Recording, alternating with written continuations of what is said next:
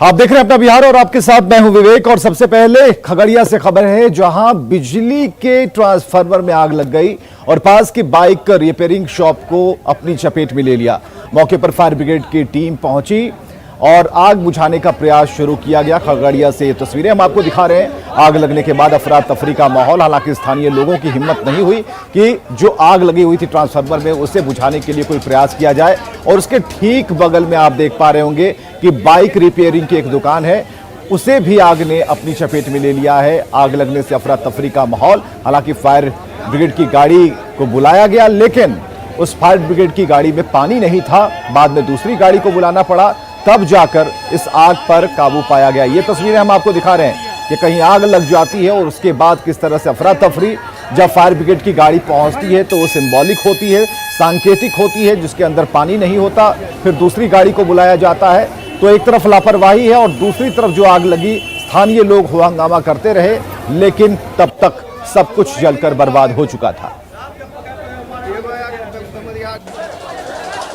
ये इस समय हम खड़े हैं खगड़िया के महात्मा गांधी रोड में, जहां पर कि आप देख सकते हैं कि भीषण आग लगी हुई है। ये जो बिजली का जो ट्रांसफार्मर है उसमें आग लगी थी और धीरे धीरे आग ये बढ़ते ही जा रही है। देख सकते हैं कि जिस तरह से अभी भी आग लगी हुई है और फायर ब्रिगेड की गाड़ी यहाँ लगी हुई है, लेकिन उसमें पानी नहीं है वहाँ पर। और इसके अंदर में जो है सो 2-3 सिलेंडर लगे हुए हैं, वो भी रह कर ब्लास्ट कर रहे थे। ये देख सकते हैं पूरा जो स्थिति है, ये महात्मा गांधी रोड का पूरा अफरा तफरी मचा हुआ है। और फायर ब्रिगेड की गाड़ी को यहाँ पर बुलाया जा रहा है, लेकिन जो गाड़ी वहाँ पहुंची है वो महज उसमें पानी नहीं रहने के कारण आग पर काबू पाया नहीं जा सका। तो कि कैसे आग लगी यहाँ पर, कोई फायदा ही नहीं। काफी अग्निशमन दल का जो है बहुत ही कोताहीपूर्ण उसका रवैया रहा है। एक गाड़ी आई जिसमें पानी नहीं, कोई काम का नहीं। एक आया जिसमें पावर नहीं। इससे कैसे व्यवस्था होगा? ये इत्तेफाक से इसका कोई पता नहीं, कोई तो आग लगाया नहीं। हम लोग आए हैं बगल के, देखे आग लगा हुआ है। हम लोग अपने काफी मशक्कत से अपना कोशिश करके हम इसको राहत कर रहे हैं। देखिए इसको ये गाड़ी को देखिए आप, खराब पड़ा हुआ है। जब भी से आया तब से अभी तक स्पेयर पार्ट्स नहीं लगा हुआ है। दिखाइए, अब तक इससे बात कीजिए। ये ड्राइवर हुए हैं, ये अब तक पीछे नहीं, पानी गाड़ी ही नहीं चल रहा है। गाड़ी ही नहीं चल रहा है तो क्या पानी आएगा बताइए आप लोग। आग अभी भी लगी हुई है और शहर में अग्निशामक विभाग की यह हाल है, तो गांव और सुदूर देहात में क्या हो सकता है यह समझा जा सकता है। दिग्विजय कुमार, न्यूज़ 18 खगड़िया। और खगड़िया के बाद अब बेतिया की तस्वीरें हम आपको दिखा रहे हैं। आग लगने से 15 घर जलकर राख हो गए, उसकी तस्वीरें हम आपको दिखा रहे हैं। और ये कहा जा रहा है कि शॉर्ट सर्किट से घर में आग लगी, जो तेजी से बढ़ती चली गई, फैलती चली गई। 15 घरों को इस आग ने अपनी चपेट में ले लिया, जिसमें लाखों की संपत्ति का नुकसान हुआ है। गांव के लोगों ने काफी मशक्कत की और उसके बाद आग पर काबू पाया गया। बेतिया से ये खबर, जहां शॉर्ट सर्किट से लगी आग। जगदीशपुर पंचायत में ये आग लगी है। हालांकि 15 घरों को इस आग ने अपनी चपेट में ले लिया और काफी मशक्कत करनी पड़ी। ग्रामीण बहुत ही परेशान दिखे, हालांकि जिससे जो बन बैठा उसने उस तरीके से आग बुझाने की कोशिश की। और बेतिया से इस वक्त की जो बड़ी आग की जो घटनाएं हैं उसकी तस्वीरें हम आपको दिखा रहे हैं, जहां आग से 15 घर जलकर राख हो गए हैं और बताया गया कि शॉर्ट सर्किट से ये आग लगी है।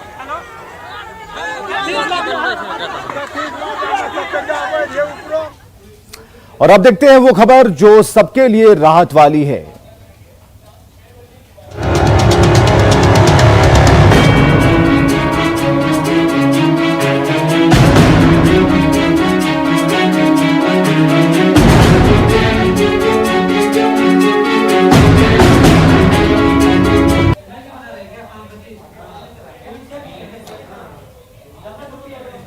चलिए, सांस वाला सिलेंडर, यानी कि राजधानी पटना में अब ऑक्सीजन की कमी नहीं होगी, सिलेंडर की कोई कमी नहीं होगी। कल रात से सरकारी और जो प्राइवेट अस्पताल हैं वहां 4230 सिलेंडरों की सप्लाई की गई है।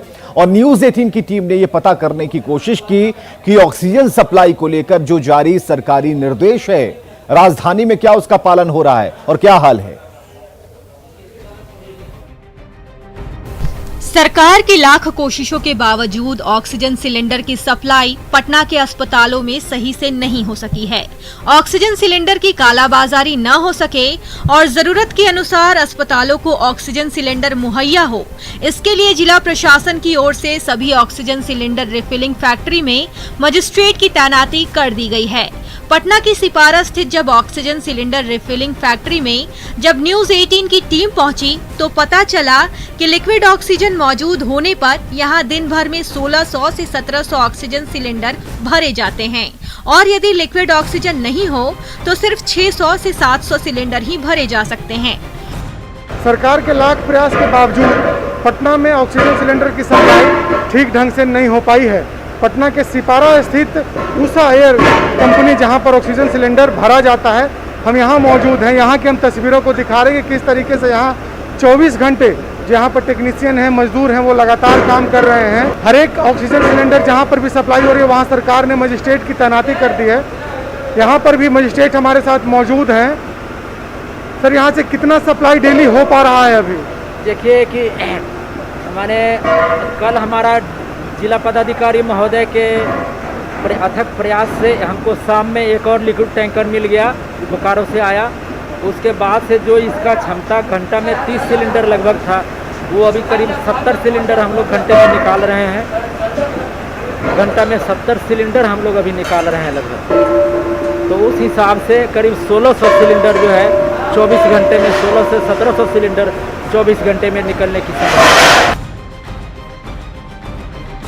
पटना में ऑक्सीजन सिलेंडर की कितनी जरूरत है, ये हमें ऑक्सीजन सिलेंडर रिफिलिंग फैक्ट्री में आने पर पता चलता है।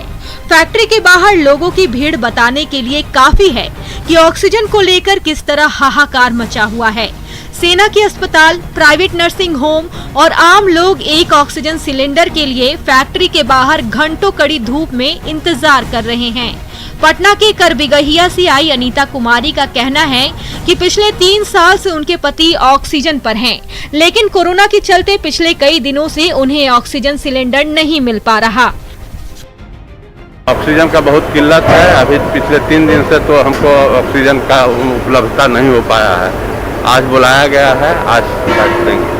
क्या कहा गया, अभी कहा रुकिए रुकिए कर रहे हैं, इंतजार में है खड़ा, देखिए मिलता है कि नहीं मिलता है। 3 साल पहले से लग रहा है ऑक्सीजन, तो फिर आदमी अभी कहाँ जाएगा?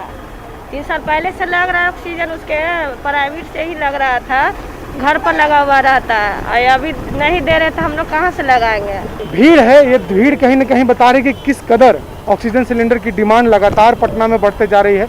काफ़ी संख्या में लोग यहाँ, और कहीं न कहीं जब हम अंदर जाते हैं तो पता चलता है कि 24 घंटे इसी तरीके से इस रिफिलिंग पॉइंट के बाहर, जो कि पटना बाईपास पर है, और ख़ास तौर पर देखिए यहाँ पर लोगों की जो भीड़ है ये बता रही है कि किस तरीके से यहाँ ऑक्सीजन की डिमांड है लोगों को। तो कोरोना पीड़ितों के लिए ऑक्सीजन सिलेंडर बड़ी समस्या बनती जा रही है। पटना के दूसरे ऑक्सीजन रिफिलिंग फैक्ट्री का जायजा हमारी टीम ने दीदारगंज के सबलपुर स्थित पाटलिपुत्र इंडस्ट्रियल गैस फैक्ट्री का लिया। यहाँ भी हालात सिपारा प्लांट के जैसा ही नजर आया। कोरोना संक्रमण के बढ़ते खतरे के बीच मरीजों को ऑक्सीजन उपलब्ध कराने में सरकार जी जान से जुटी है, लेकिन राजधानी पटना की जो स्थिति है उसने लोगों की परेशानी बढ़ा दी है। वैसे जल्द हालात दुरुस्त करने का दावा किया जा रहा है, लेकिन ऑक्सीजन की बढ़ती डिमांड ने प्रशासन और सरकार के माथे पर चिंता की लकीर जरूर खींच दी है। न्यूज 18 के लिए पटना से शैलेंद्र कुमार की रिपोर्ट।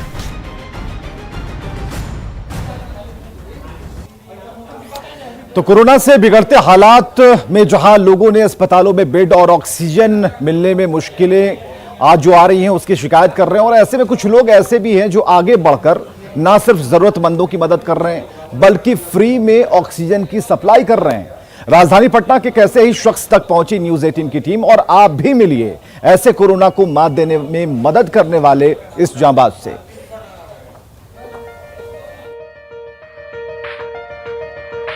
दो पीसी हमारे पास और उसकी पूरी एक्सेसरीज है, और जैसे ही आपका उपयोग हो जाए आपसे आग्रह हमारा, खाली सिलेंडर हमको तुरंत भिजवा दीजिएगा ताकि दूसरे को भरवा के हम लोग मदद दे सकें। इसमें भाई साहब डिले मत करिएगा। नाम कमल नोपानी, पेशा समाज सेवा। कोरोना के बिगड़ते हालात ने सभी को परेशान कर रखा है। क्या शासन और क्या प्रशासन, आम से लेकर खास सभी तेजी से बढ़ रहे संक्रमण से त्रस्त है। हर तरफ परेशानी और बेबसी का आलम है। अस्पतालों में ऑक्सीजन नहीं रहने के कारण प्रबंधन की ओर से मरीजों के भर्ती तक नहीं किए जा रहे हैं। ऐसे में पटना के रहने वाले कमल नोपानी जरूरतमंदों के लिए मिसाल बनकर उभरे हैं। कमल नोपानी मुसीबत में फंसे लोगों को हर दिन निःशुल्क ऑक्सीजन पहुंचा रहे हैं।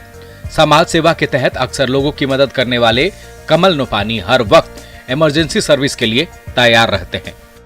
ऑक्सीजन इस कोरोना काल में एक लाइफलाइन बन चुका है, बहुत बड़ी समस्याएं हो चुकी है।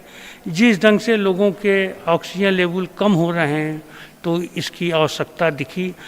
50 सिलेंडर की व्यवस्था की है और जिन नीडी लोगों को एक दूसरे को पता लग रहा है, लोग आ रहे हैं और निःशुल्क उनको हम लोग पहुंचाने तक का काम कर रहे हैं। पिछले साल लॉकडाउन में प्रवासी मजदूरों और जरूरतमंदों को खाना खिलाते रहे, लेकिन इस बार जब कोरोना की दूसरी रफ्तार खतरनाक तरीके से देश भर में पांव पसार रही है, तो ऐसे में नोपानी उन लोगों की मदद के लिए आगे आए जिनका ऑक्सीजन के बिना सांस लेना मुश्किल हो गया है। अब तक सैकड़ों लोगों की मदद करने वाले नोपानी एक फोन कॉल आते ही अपनी कार की डिक्की में ऑक्सीजन सिलेंडर डालकर निकल पड़ते हैं मदद के लिए। इस तरह की सेवा देने का अवसर मिलेगा मुझे तो हम इस सेवा को निर्विवाद रूप से जारी रखेंगे, ताकि बिहार में, पटना में लोगों को ज़्यादा से ज़्यादा लाभ मिल सके और लोग इस समस्या से निदान कर सके। कमल नोपानी की ये छोटी सी कोशिश कई लोगों के लिए संजीवनी का काम कर रही है। कोरोना के इस मुश्किल वक्त में लोगों की शिद्दत से मदद कर जिंदगी बदल देने वाले नोपानी की सेवा समाज के लिए किसी रहमत से कम नहीं। न्यूज़ 18 के लिए पटना से रवि एस नारायण की रिपोर्ट। तो समाज सेवा के साथ एक संदेश भी है उन लोगों के लिए जो कि मदद करना चाहते हैं और जो लोग हाथ पर हाथ धरे बैठे हैं, उन्हें जगाने का भी ये काम करेगा। लगातार बढ़ रहे कोरोना संक्रमण के बीच बेगूसराय से एक राहत भरी खबर हम आपको बताने जा रहे हैं। यहां तकरीबन 14 महीने से बंद पड़े एक निजी ऑक्सीजन प्लांट को जिला प्रशासन की पहल से दोबारा शुरू किया गया है।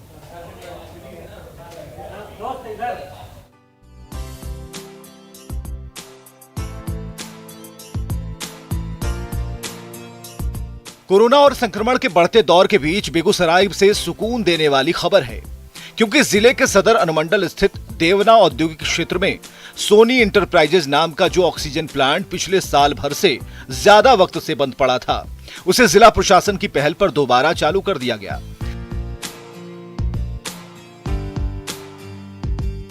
दरअसल फरवरी 2020 में बिजली विभाग की ओर से प्लांट पर शिकायत दर्ज कराते हुए इसे बंद करवाया गया था और ऐसे में अस्पतालों में ऑक्सीजन की सप्लाई प्लांट प्रबंधन के लिए काफी चुनौती भरा काम था। किसी तरह दूसरे जगहों से सिलेंडर मंगवाकर अस्पतालों में कुछ महीने तक तो सप्लाई सुनिश्चित कराई गई, लेकिन पिछले साल मार्च में कोरोना के बढ़ते प्रकोप के बाद इसे बंद करना पड़ा। हालांकि अब कोरोना के दूसरे स्ट्रेन के बढ़ने पर जिला प्रशासन ने पहल की और बंद पड़े इस प्लांट को फिर से चालू कराया जा सका।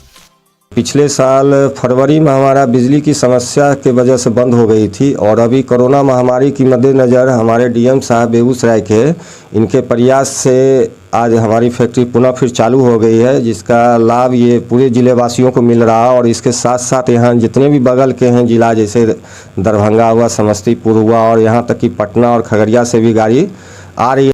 18 अप्रैल को दोबारा शुरू हुए इस ऑक्सीजन प्लांट को न सिर्फ बेगूसराय जिले में बल्कि आसपास के कई जिलों में भी ऑक्सीजन की सप्लाई शुरू कर दी गई।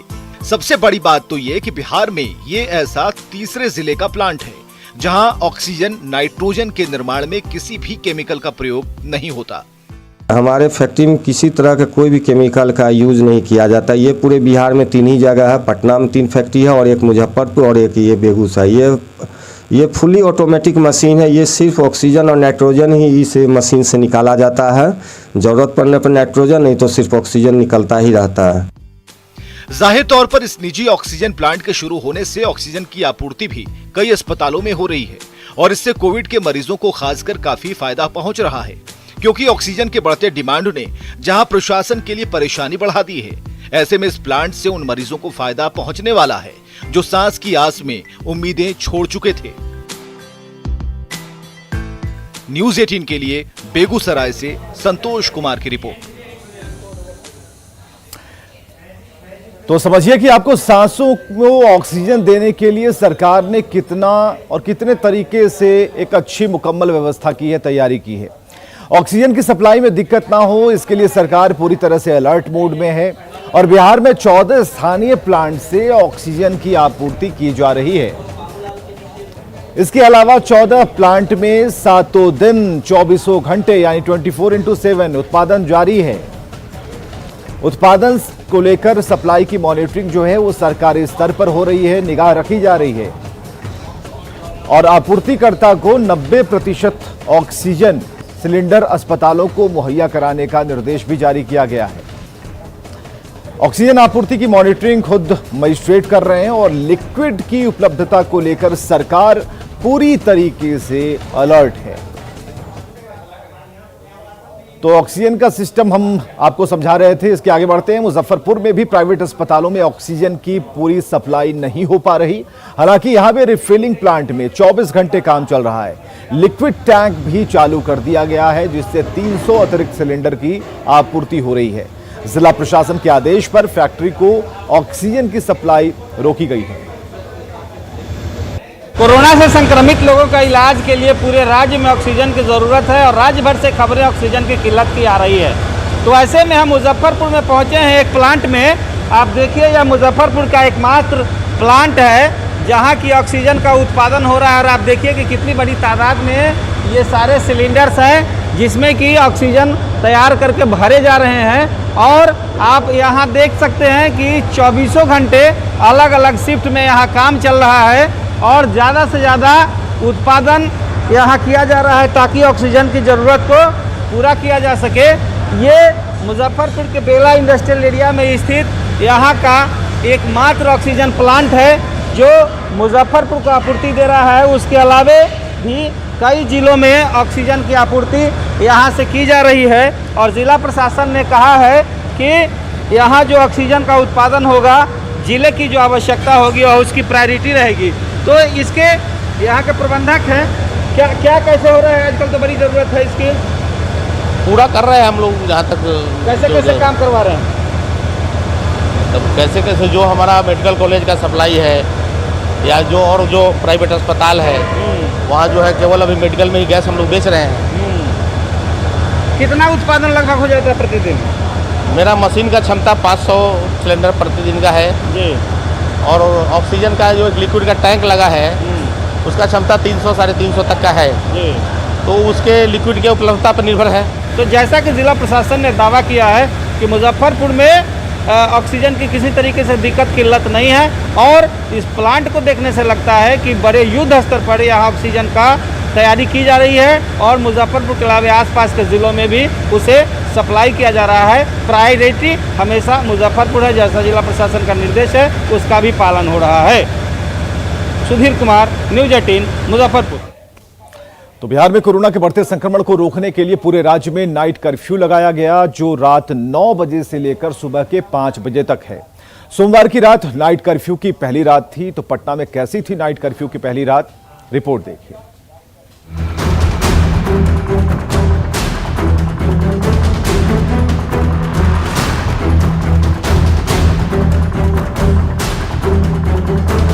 सोमवार की रात बिहार में 8 घंटे के कर्फ्यू की पहली रात थी।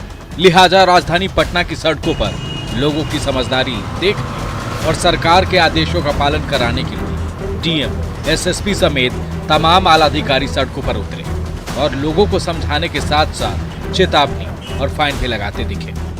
हर चौक चौराहे का मुआयना पटना के डीएम और एसपी लगातार कर रहे हैं। एसएसपी इस वक्त आप देख रहे हैं तस्वीरों में राजधानी पटना में घूम रहे हैं और गाड़ियों से जो लोग यहाँ पर गुजर रहे हैं उनसे बराबर पूछताछ की जा रही है। 9 बजे के बाद जो गैर जरूरी वाहन है या गैर जरूरी मूवमेंट है उस पर रोक लगाई गई है।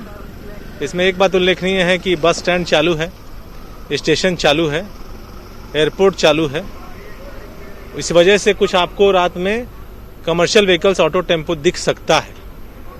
ये पब्लिक के मूवमेंट को रोकने के लिए है कि जो लोग कहीं ट्रैवल नहीं कर रहे हैं या किसी इमरजेंसी में नहीं जा रहे हैं वो लोग 9 बजे से निकलना बंद कर दें। उसी को थोड़ा सा और स्ट्रिक्ट करने के लिए 6 बजे से आज दुकानें बंद की गई।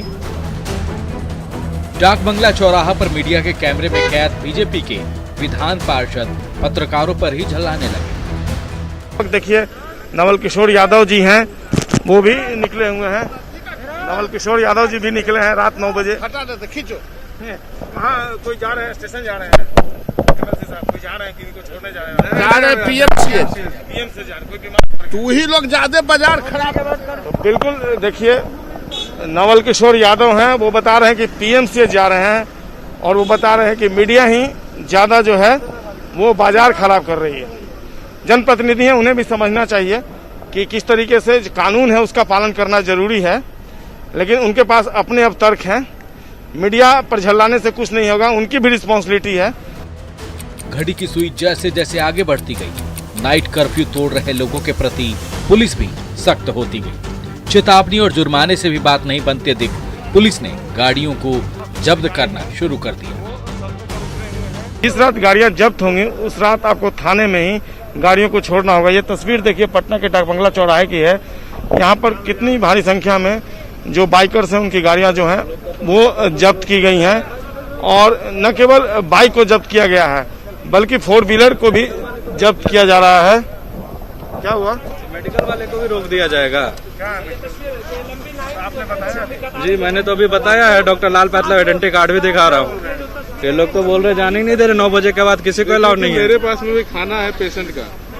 9 बजे के पहले क्यों? अब जितने बजे वहाँ पे बोला जाए, अकेला हम ही है घर में खाना।